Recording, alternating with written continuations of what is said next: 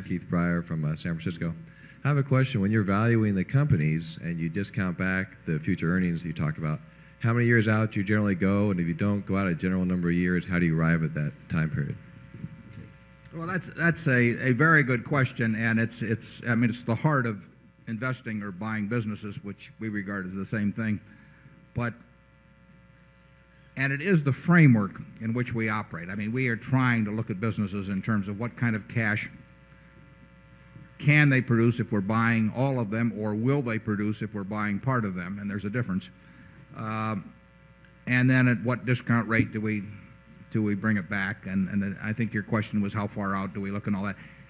Despite the fact that we can define that in a very kind of simple and direct equation, we've never actually sat down and written out a set of numbers that to relate that equation. We do it in our heads in a way, obviously. I mean, that's what it's all about.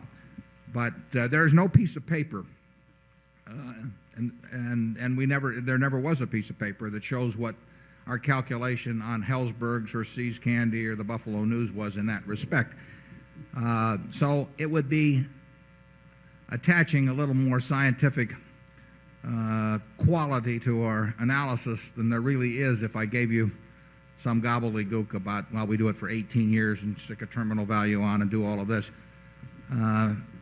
We are sitting in the office thinking about that question with each business or each investment, and we have discount rates in a general way in mind, but we really like the decision to be obvious enough to us that it doesn't require making a detailed calculation, and it's the framework, but it's not applied in the sense that we actually fill in all the variables. Is that a fair way of stating it, Charlie?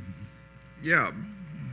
Berkshire is being run the way Thomas Hunt Morgan, the great Nobel laureate, ran the biology department at Caltech. He banned the Frieden calculator, which was the computer of that era. And people said, how can you do this? Every place else in Caltech, we have Frieden calculators going everywhere. And he said, well, we're picking up these great nuggets of gold just by organized common sense, and resources are short, and we're not going to resort to any damn placer mining as long as we can pick up these major aggregations of gold. That's the way Berkshire works, and I hope the placer mining era will never come. Somebody once subpoenaed our staffing papers on some acquisition, and of course, not only did we not have any staffing papers, we didn't have any staff.